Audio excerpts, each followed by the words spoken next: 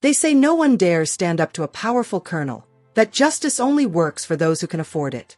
But what if I told you that a simple rancher, a regular man, chose to protect a widow and her 3 children from a tyrant? And what he did to defend them didn't just defy everything the town believed in, it changed the fate of the whole region.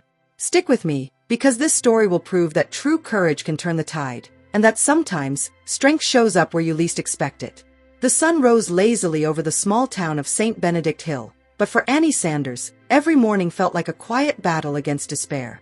Sitting on the doorstep of her humble rented home, she watched her 3 children play in the dusty backyard.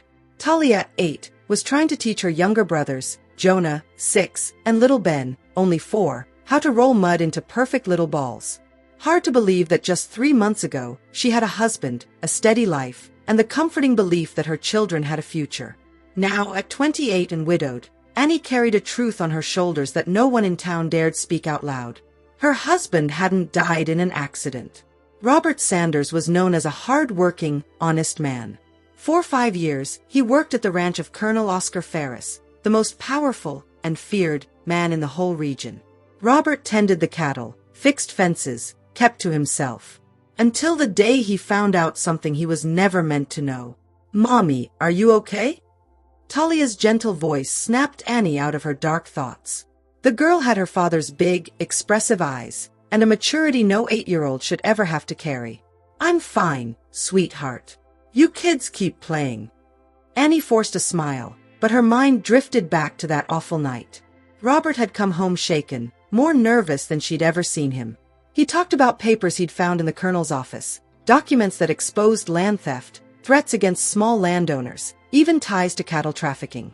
"Annie," he had whispered, "we have to get out of here. I'm going to take this to the capital, but first, I need to get you and the kids somewhere safe." They never got the chance. The very next day, Robert was found dead in the corral, apparently trampled by the cattle. A tragic accident, according to the sheriff, who, as it happened, was the colonel's cousin. No investigation was opened. No questions asked. The body was buried in haste, and the widow was quietly advised to keep her head down if she wanted to live peacefully in town. But peace was a cruel illusion. With no husband to shield her and no steady income, Annie quickly realized her situation was more fragile than she thought. The house they lived in, it belonged to the colonel. In fact, nearly everything in town, land, jobs, even the church, ran through him, one way or another. And it didn't take long for him to make it clear, his generosity had a price. "Miss Sanders." Colonel Oscar's deep, commanding voice rang through the backyard, freezing the children mid-play. Talia instinctively pulled her little brothers close, a gesture that made Annie's heart ache. He was a tall, broad man with a silver mustache and eyes as cold as steel. Always in expensive suits, even in the sweltering heat, and he carried a polished cane that looked more like a weapon than a walking aid. At 55, he had ruled the region with an iron fist for over 2 decades. Everyone knew, crossing him meant ruin. "Colonel," Annie stood quickly, smoothing her simple dress and trying to steady the tremble in her voice. "How can I help you?" He walked slowly toward her, his eyes scanning her in a way that made her feel exposed, powerless. "I came to see how you're getting by, dear. 3 months since the tragedy. I imagine things can't be easy for a woman alone with 3 mouths to feed." Annie swallowed hard. She knew exactly where this was headed. "We're managing, Colonel. I've picked up some sewing work and—" "Sewing?" He chuckled, dry and unpleasant. "My dear Annie, you really think you can keep a family afloat stitching up dresses for the neighbors? Let's be real." He stepped closer, and she caught a whiff of strong brandy on his breath. "I'm a generous man, you know that. I let you stay in my house rent-free for 3 whole months. But my patience has limits." "I know, Colonel, and I'm very grateful. If you could just give me a few more months, I promise." "A few more months?" He cut her off, shaking his head like he pitied her. Annie, you're missing the point. I never wanted your money." The silence that followed was thick with dread. Even the children, too young to understand it all, sensed something wrong in the air. Talia clutched her brother's hands, her big eyes locked on the man who had torn their family apart.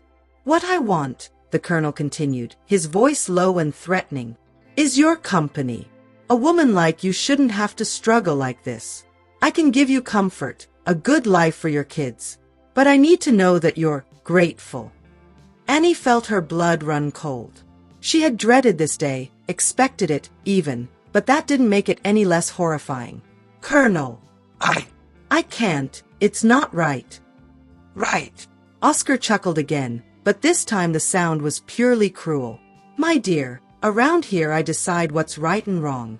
And let me tell you, what's not right is a woman turning down the generosity of a man who can either change her life or ruin it completely.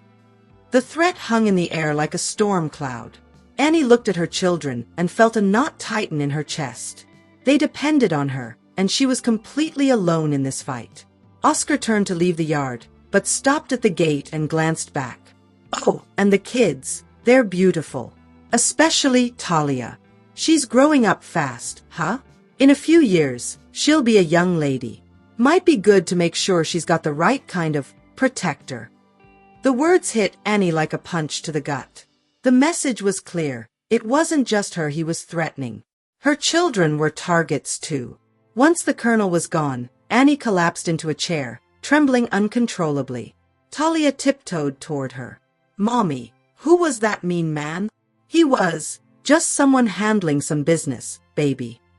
Annie pulled her daughter into a hug, doing her best to hide the tears that threatened to spill. How could she explain to an 8-year-old that they were trapped in a web of evil, and there might be no way out? That night, after tucking the kids into bed, Annie sat alone in the dark kitchen, weighing her options.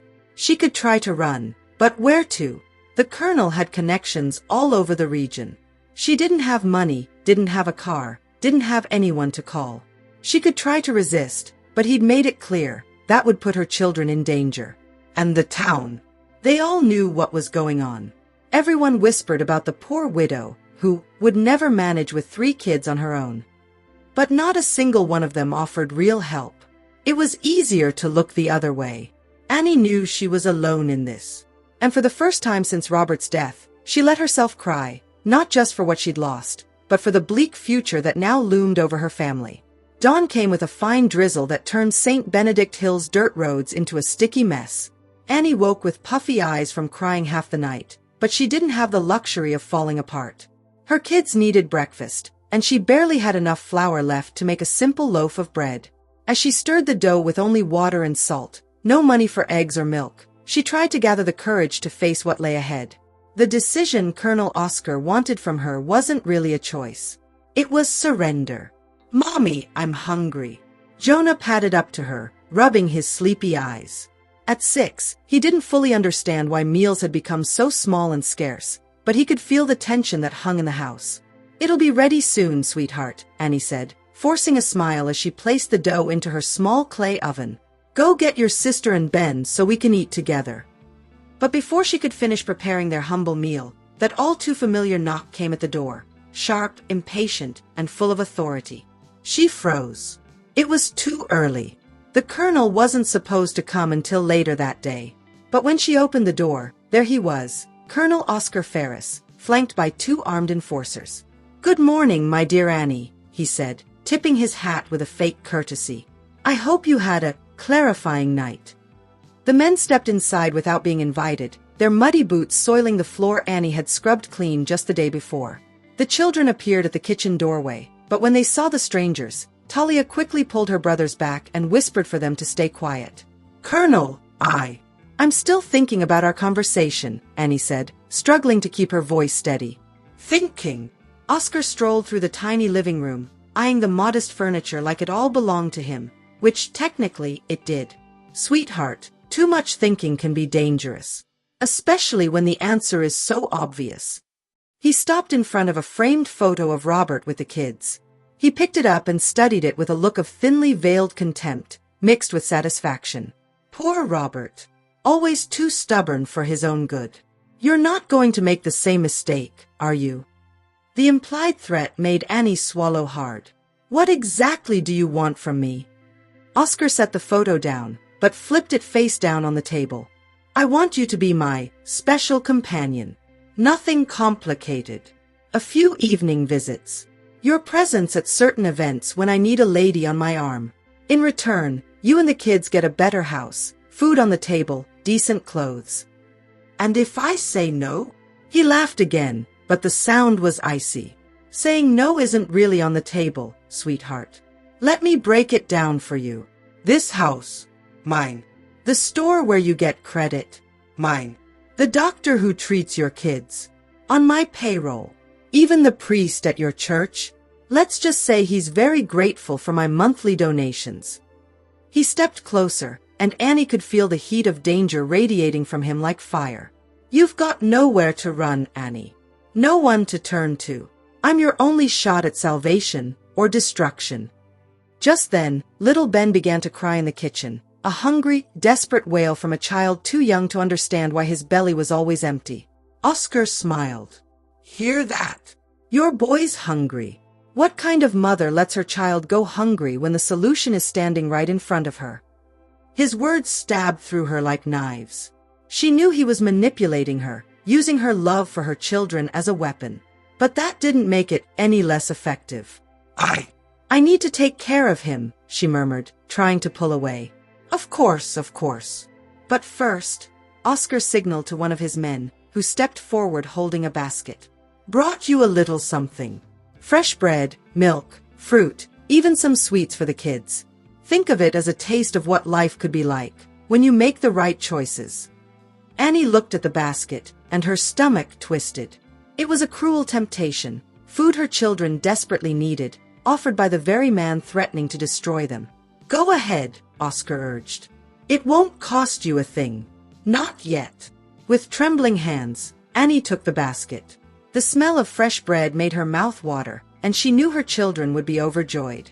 But every crumb would taste like shame. Good girl, the colonel smiled with satisfaction. I can see you're starting to understand how things work around here. Now, I want you to think real hard about my offer. I've got an important party this Saturday. You'd be the perfect guest to have on my arm. Saturday? That's only 3 days away. Plenty of time to find a decent dress. I'll have the seamstress swing by tomorrow to take your measurements. He spoke like it was already decided. Colonel, I can't just leave the kids alone. Right about that. He motioned again, and the second henchman stepped forward, a short, wiry man with a disturbing grin and eyes that seemed to undress anyone they landed on. This here is little Joe. He can watch the kids while you're gone. He's got lots of experience with children. The way he dragged out that last word sent a chill down Annie's spine. There was something off about the man, something every mother's instincts would recognize as dangerous. No, she said before she could stop herself. That won't be necessary. I can ask a neighbor. The mood in the room shifted instantly. Oscar's fake smile vanished, his eyes narrowing with menace. Annie, you're starting to test me, and I don't like being tested. He stepped toward her slowly, like a predator closing in. Let me be very clear, you don't have choices here. You have orders. And if you can't follow simple ones. The threat was unmistakable. Annie's knees nearly gave out, but she forced herself to stay upright. Her children needed her strong. Well then, Oscar said, switching back to that mock-friendly tone. I'll let you all enjoy my little gift. And Annie, I want your answer tonight. A yes. Because if you force me to get persuasive, things will get much worse for everyone. He motioned to his men, who followed him to the door. But just before leaving, Oscar turned back one last time. Oh, and one more thing, sweetheart. Don't go running to anyone for help. Everyone in this town knows better than to meddle in my business. The last man who tried. His eyes darkened. Well, you know how that ended. The mention of Robert was the final blow. Annie felt the tears slip down her cheeks, but she bit her lip to keep from sobbing in front of the kids. After they were gone, she collapsed onto the floor, pulling her 3 children into a desperate hug. Talia, always the little grown-up, gently stroked her mother's hair. Mommy, is that scary man gonna hurt us? How do you answer a question like that? How do you explain to a child that the world can be cruel and unfair, where the powerful crush the weak with no consequences? No, sweetheart, Annie lied, doing her best to sound convincing. Mommy's not gonna let anyone hurt you. Ever. But even as she said the words, a question gnawed at her heart. Could she really keep that promise? The colonel had made it clear she wasn't the only one in danger. Her children were part of the bargain. And every day, his grip around them grew tighter. That afternoon, while the kids tore into the bread with innocent joy that broke her heart, Annie made a decision. She would go to the colonel's party. She'd do what he wanted. Because the alternative, watching her children suffer, or worse, was unthinkable. What she didn't know was that, just a few miles away, Brandon Miller was loading his wagon with supplies to deliver around town. And one of those deliveries would take him straight to the widow's doorstep, at the exact moment her world was about to change forever. Sometimes fate moves in mysterious ways. And that day, it was about to bring together two wounded souls. One searching for salvation, the other for purpose. Brandon had a habit of making his deliveries in the early afternoon, when the sun wasn't so harsh and folks were home cooking lunch. At 34, he'd earned a solid reputation as a hard-working, honest man who treated everyone with kindness and never took advantage of those in need. His ranch, passed down from his father, sat about 6 miles outside St. Benedict Hill. It wasn't the biggest property around, that title belonged to Colonel Oscar, but it was prosperous enough to let Brandon live with dignity and help his neighbors when they fell on hard times. That Thursday, he'd loaded his wagon with sacks of corn, beans, flour, and other staples he'd promised to drop off to families in the village. One of them was the Sanders family, the widow and her kids, who'd lost their husband and father under very suspicious circumstances. Bruno had only met Robert Santos in passing, but it was enough to know the man had been decent. His death had been the subject of hushed conversations around the village, and while no one dared speak openly, everyone suspected there was a lot more behind that accident than met the eye. What bothered Bruno the most was the widow's situation. He had seen her a few times at the village market, always with her 3 small children, stretching every penny and only buying the bare essentials. There was something about her quiet dignity that struck a chord deep inside him. It wasn't pity, not exactly. It was recognition. Bruno saw in her the same quiet strength his own mother had shown when she was widowed years ago.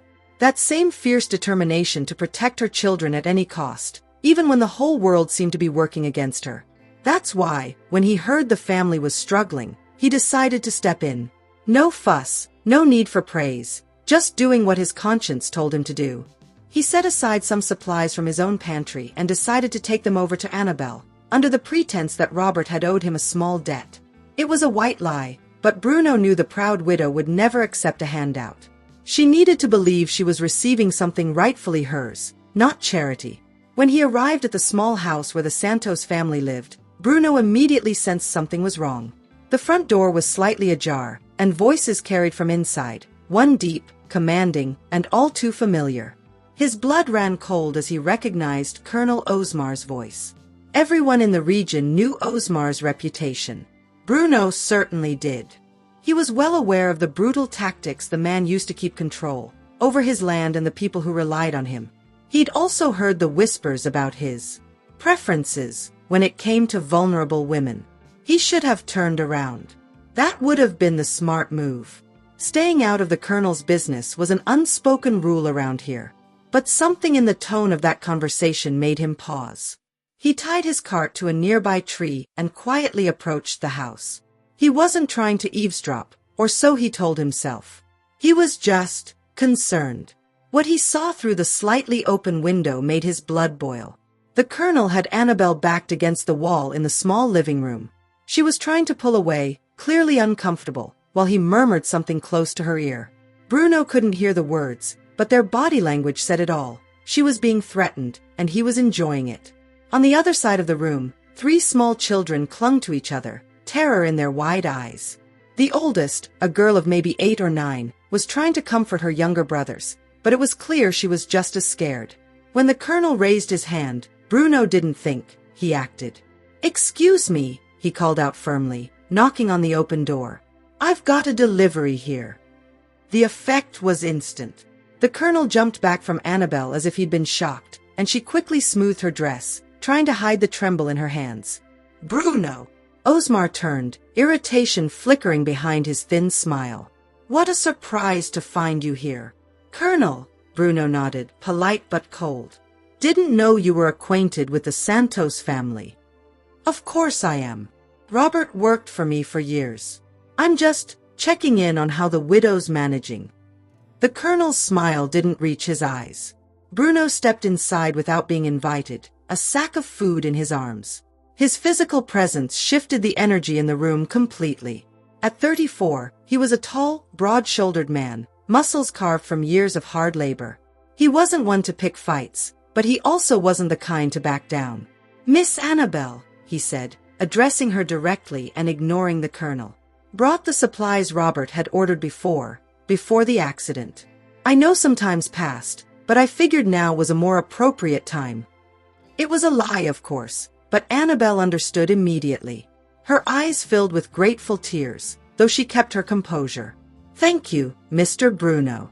Robert always spoke highly of you." The colonel watched the exchange with rising irritation. It was obvious he hadn't finished his conversation with Annabelle, and Bruno's interruption wasn't welcome. "Well then, Annabelle," he said, placing his hat back on his head. "I'll leave you to your delivery. But remember what we talked about. I'll be expecting your answer by tonight." The unspoken threat hung in the air like toxic smoke. Bruno felt every muscle in his body tighten, but he forced himself to stay calm. "Good afternoon, Colonel," he said flatly as Osmar walked past him toward the door. Osmar stopped and looked him square in the eye. "Bruno, you're a smart man. I hope you stay that way." Once the colonel was gone, a heavy silence filled the room. Bruno could still feel the tension clinging to the walls. He could see the fear in the children's eyes and the slight tremor in Annabelle's hands. "Do you think the kids could go play outside for a bit?" he asked gently. Annabelle hesitated, then nodded. "Talia, take your brothers out back. Stay there until I call you." The girl, wise beyond her years, understood that the adults needed to talk about serious things. She took her younger brothers by the hand and led them outside, gently closing the door behind her. As soon as they were alone, Danielle's defenses crumbled. She sank into a chair, burying her face in her hands. He wants me to," she began, but couldn't finish the sentence. "I know," Brian said softly, pulling up a chair to sit across from her. "I overheard part of the conversation." Danielle looked up, and he saw a mix of shame and desperation in her eyes. "So you know I don't really have a choice. If I don't do what he wants, he'll take the house, make sure I can't buy food for the kids. He'll do what he did to your husband." The words escaped before Brian could stop himself. Danielle went pale. "You know." "I suspect it. Same as half the town. Robert was too careful to die in such a stupid accident." Brian leaned forward, his voice steady but kind.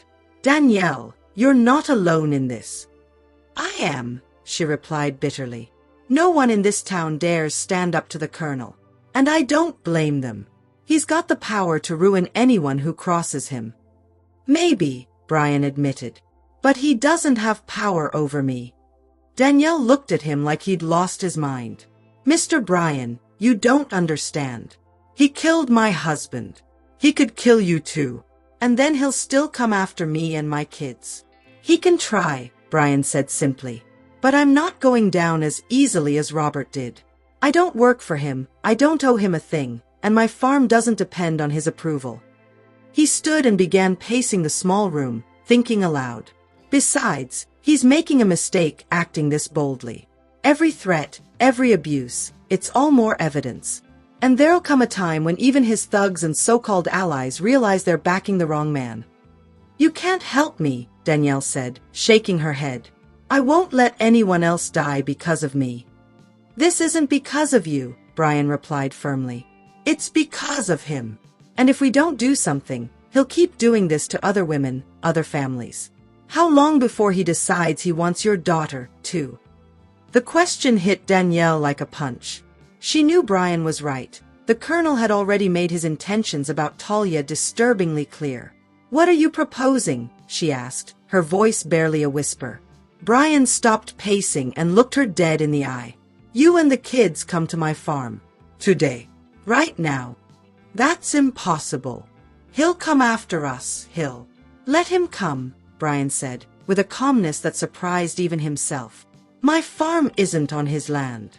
I've got good men working for me, men who aren't afraid of him because they never owed him anything. And I've got enough guns to protect us if it comes to that. Danielle shook her head again. I can't accept that. I can't put you in danger because of us. Danielle, Brian knelt in front of her and gently took her hands. Can I ask you something personal? She nodded, surprised by his closeness. What would your husband have done if he knew another man was threatening his family? The tears welled up in her eyes again. He would have done anything to protect us. Then let me do what he no longer can, Brian said simply. Let me protect you. For a long moment, they stayed like that, he on his knees, holding her hands, she looking into his eyes and seeing a sincerity she hadn't seen in months. Why? She finally asked. Why do you care what happens to us? Brian hesitated. The truth was far too complicated to explain in just a few words. How could he say that he'd been drawn to her since the first time he saw her at the market? How could he explain how her quiet courage moved something deep inside him that he didn't even understand? Because it's the right thing to do, he said at last. And because no one should have to go through what you're going through. Danielle, he added urgently, you have to decide right now. Either you come with me, or you face this alone. She called her children. Talia, she said quickly, grab your brothers and pack a few clothes. Hurry. We're leaving, Mama? Yes, Danielle said, surprised by the strength in her own voice. We're going somewhere safe. While the children ran to gather their few belongings, Ben and Anna quickly loaded supplies and a few personal items onto the wagon. There was no time to think, only to act. 5 kilometers away, on the road leading to Ben Albright's farm, a desperate widow allowed herself to feel something she hadn't felt in months, hope. And Ben had no idea that Anna had started to see him not just as a protector, but as a glimpse of a future she thought she'd lost forever. But they both knew they had just declared war on the most powerful man in the region. And from that moment on, their lives would never be the same. Ben Albright's farm was a peaceful haven in the middle of the chaos Anna's life had become. Perched on a gentle hillside, the property offered a panoramic view of green fields stretching as far as the eye could see. The main house, built of stone and wood by Ben's father decades earlier, radiated strength and safety. In the 3 days since fleeing the village, Anna and her children had started to experience something they had long forgotten, what it felt like to be safe. Talia, Jonah, and Benji ran freely through the fields, exploring every corner of the property with the boundless curiosity only children have. They had fallen in love with the animals, the chickens, pigs, cows, and especially Thor, Ben's German shepherd, who had quickly become their loyal companion. Mr. Ben! Jonah shouted, running toward the porch where Ben was fixing a broken fence rail. Thor found some kittens in the barn. Ben smiled and set down his tools. In the last few days, he discovered an unexpected joy in having kids around. His house, which had always felt complete, now felt alive, full of purpose. Kittens, huh? Let's go take a look, he said, letting himself be tugged along by the excited boy. In the barn, they found Talia and Benji crouched beside a pile of hay, silently watching a tabby cat nursing 4 tiny kittens. Can I hold one? Benji asked, his eyes glowing. Better let Mama Cat take care of them for now, Ben explained gently. Once they're a little older, then you can play with them. Just like our mama takes care of us? Talia asked, her words filled with that sharp insight the Santos family seemed to carry. Exactly like that, Ben nodded, a strange tightness catching in his chest. Just then, Anna appeared at the barn entrance. She had spent the morning helping Maria, Ben's cook and housekeeper, prepare preserves for the winter. It was work she knew well, and feeling useful again was doing wonders for her spirit. The kids aren't being a bother, are they, Mr. Ben? She asked, though the smile on his face had already answered the question. On the contrary, they make everything more interesting around here. Ben watched her discreetly as she walked toward the children. Over the past few days, he had noticed subtle changes in Anna. The constant fear that once marked her face was beginning to fade, replaced by something that looked a lot like peace. She smiled more, spoke more easily, and even her posture had shifted, no longer hunched beneath the weight of despair. And there was something else. Sometimes, when their hands accidentally touched while working side by side, or when their eyes met across the dinner table, Ben felt a spark in the air that had nothing to do with gratitude or duty. But he forced himself not to dwell on it. Anna had been through too much. The last thing she needed was the pressure of complicated feelings. Mr. Ben, Talia approached him with her usual serious tone. Can I ask you something? Of course, sweetheart. Is the scary man gonna come after us here? The blunt question made both Ben and Anna tense up. They tried to shield the kids from the darkest parts of their situation, but Talia was far too sharp to be fooled. Ben knelt down to her eye level. Talia, do you remember what I told you the first day? That you're safe here. She nodded. That's still true. I promise you, Jonah and Benji, I won't let anyone hurt you. Ever. And Mommy, your mom's safe here too. Talia studied his face for a long moment, as if weighing the truth of his words. Finally, she smiled, a real smile that lit up her entire face. Okay, I trust you. Her simple, wholehearted trust hit Ben like a punch to the chest. In that moment, he fully understood the weight of the responsibility he had taken on. It wasn't just about protecting a woman in danger. It was about guarding a whole family that had placed all their faith in him. Later that afternoon, while the kids napped after lunch, Ben and Anna walked through the cornfields. It had become a quiet ritual over the past few days, a peaceful moment to talk, far from curious little ears. I still can't believe we're actually here, Annie said, taking a deep breath of the crisp country air. 3 days ago, I was getting ready to. She couldn't finish the sentence. You don't need to think about that now, Ben said softly. But I do need to think about the future, she replied. I can't stay here forever, living off your kindness. I need to find a way to support my kids, to rebuild our lives.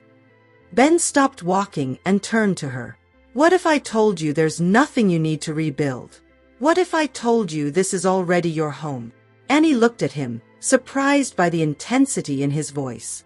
Mr. Bennett, Before she could respond, the sound of approaching horses made them turn toward the road leading up to the ranch.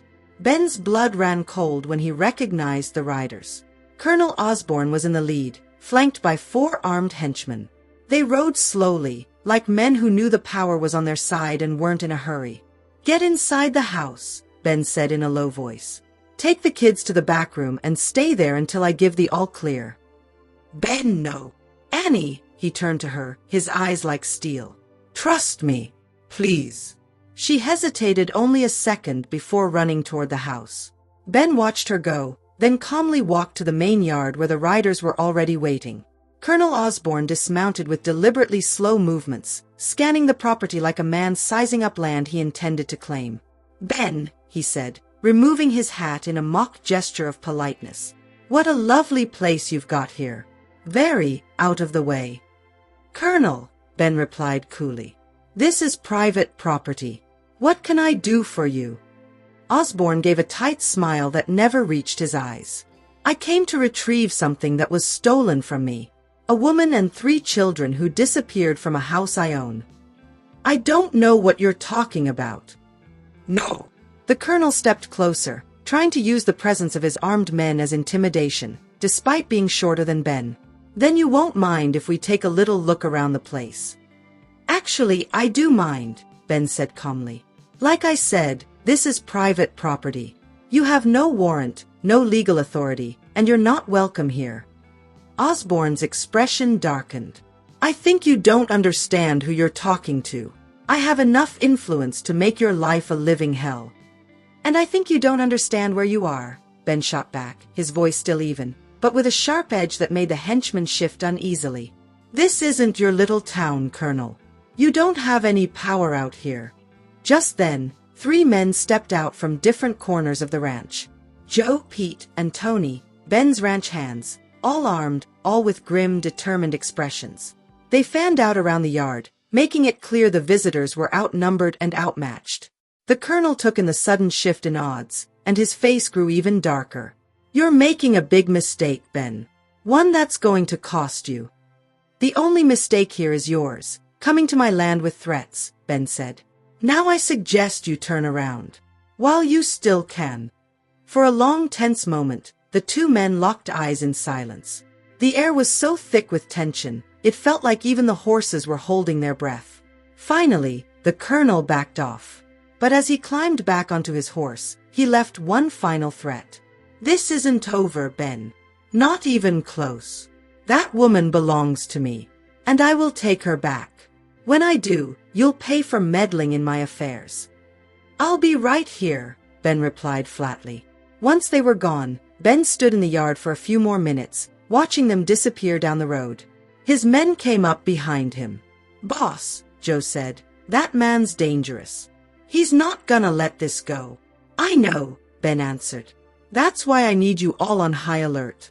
Double the watch, especially at night. And if any of you want out, I'll understand." The three men exchanged a look and then laughed, a dry, resolute kind of laugh. "Boss," Pete said, "we don't work just for food and a paycheck. We work for respect. And that colonel doesn't respect anyone. And besides," Tony added, "that woman and those kids? They're our responsibility now, too. No one's gonna hurt them. Not on our watch." Brandon felt a wave of gratitude and pride wash over him. These men weren't just workers, they were friends, family by choice. And together, they would face whatever the colonel tried to throw their way. When he stepped back into the house, he found Anna waiting in the living room, pale but resolute. "I heard everything," she said. "Brandon, I can't let you put yourself in danger because of us. Maybe it's best if you go back to him." Brandon cut in. "Anna, look me in the eye and tell me that's what you really want." She met his gaze, and he saw tears welling up. "You know it's not. But I can't be responsible for your death too." Brandon stepped closer, gently taking her hands. "Anna, some men spend their whole lives searching for something worth fighting for. I found it in you. In all of you." The words spilled out before he could stop them, full of raw emotion that surprised them both. "Brandon," she whispered. "I know it's too soon to be saying things like this," he added quickly. "You need time to heal, to feel safe again. But I need you to know that what I feel for you isn't about pity or duty. It's so much more than that." Anna stared at him for a long moment, seeing not just the man who had saved her family, but someone who had quietly become essential to her life in ways she hadn't expected. "I know," she said at last. "And I feel something too. But you're right, it's too soon. Everything's still so confusing." "Then let's give it time," Brandon said softly, offering a small smile. "For now, it's enough to know we're not alone in this." That night, after the kids had gone to sleep, Brandon and Anna sat on the porch, watching the stars and quietly planning their defense for what they both knew was coming. What they didn't know was that just a few miles away, Colonel Oswald was rallying his men for an attack, one that would test not only Brandon's courage, but the bonds beginning to form between him and the family he had chosen to protect. War had been declared, and their fate would soon be sealed. The attack came 3 days later, in the early hours of Sunday morning, when the ranch lay wrapped in silence and darkness. But Brandon had been expecting it. In the days following the colonel's threat, the ranch had quietly become a fortress. Brandon and his men set up defenses, lookout points, and emergency escape routes. Most importantly, he had sent a sealed message to the state capital, documenting everything he knew about Colonel Oswald's crimes. Anna had insisted on helping with the preparations, despite Brandon's protests. "This is my fight too," she had said with a fierce determination that left him speechless. "And I won't sit back while you risk your life for us." That night, she stayed inside with the children, a pistol in hand and clear instructions on what to do if the defenses were breached. Brandon was on the porch when he saw the first shadows moving through the trees. He counted at least 8 men, all armed, closing in from different directions. The colonel had brought reinforcements. "Joe," he whispered to the man positioned on the barn roof. "You see them?" "I see 'em, boss. 8, maybe 9. They're trying to surround us." Brandon gave a cold smile. It was exactly the tactic he had expected. "Let them get a little closer. When I give the signal." The still night was broken by the sound of horses approaching along the main road. This time, Colonel Oswald wasn't trying to be discreet. He wanted Brandon to know he was coming. "Brandon Allen," the colonel's voice echoed through the property. "Come out here. Let's settle this like men." Brandon stepped off the porch slowly, his hands clearly away from the gun on his belt. But he knew his men were in position and ready. "Colonel," he said as Oswald dismounted about 20 yards away. "What a surprise." "Enough games," Brandon, Oswald growled. You've got something that belongs to me, and I came to take it back. I don't have anything that belongs to you. That woman worked for me, lived on my property. By law, she and those kids are my responsibility. By law? Brandon laughed, a bitter sound. Since when do you care about the law? The law doesn't let a man force a woman into his bed. The law doesn't let a boss kill his workers when they uncover his dirty secrets. Oswald's face twisted with fury. You've got no proof of any of that. Oh no. Brandon smirked. That's a shame. Because I just sent a full report to the state prosecutor's office.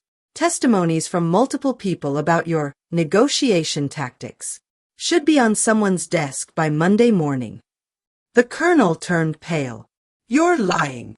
Ask the postman in the Capitol, or the telegraph operator, or the 3 former employees of yours who finally decided it was time to tell the truth about what really happened to Robert Sanders. Brian was bluffing, partially. He had sent a few messages, but he had no idea if they'd actually be taken seriously. Still, the look on the colonel's face told him he'd hit the mark. Even if it's true, Oswald growled through clenched teeth, you won't live to see the consequences. He gave a signal, and his men stepped out of the shadows, guns drawn. Brian counted 9 of them, all with murderous looks in their eyes. Last chance, Brian. Hand over the woman and the kids, and maybe I'll let you walk away. Go to hell, Brian replied calmly. The colonel grinned, a cold, twisted grin. Then you've chosen to die.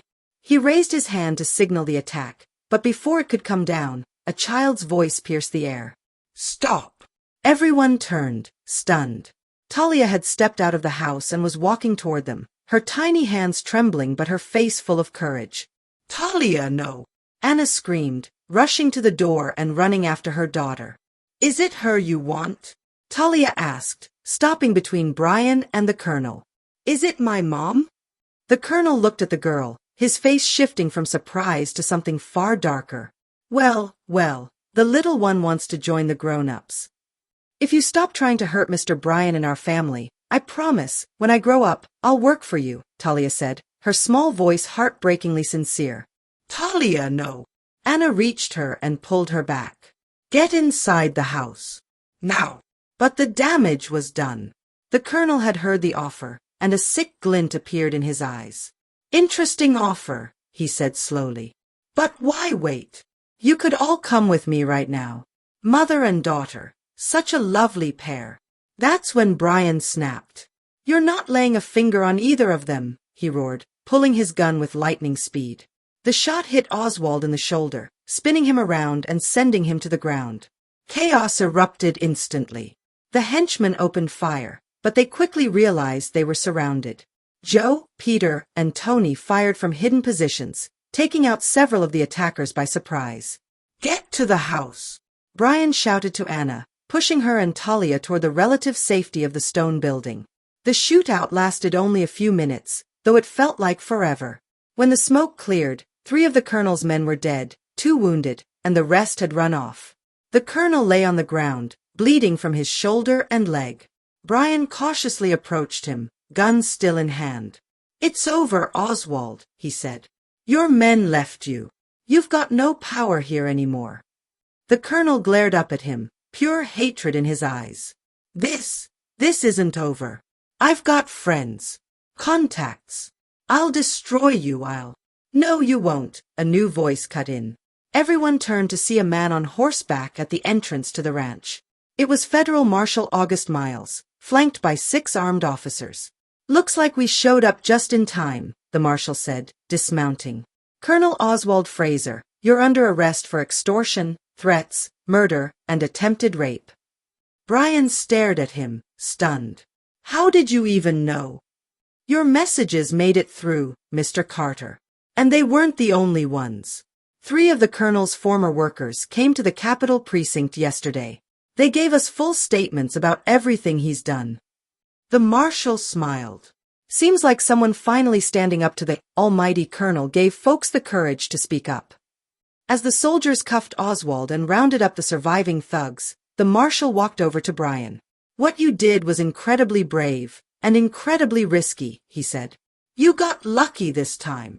And if I hadn't, you'd be dead, and I'd be opening yet another murder investigation tied to this scumbag. The marshal looked toward the house, where Anna stood clutching the children close. But from where I'm standing, looks like you had a damn good reason to take that risk. As Oswald was dragged away, still shouting threats no one cared to hear anymore, Brian walked back to Anna and the kids. It's over, he said simply. Talia was the first to break free from her mother and run into Brian's arms.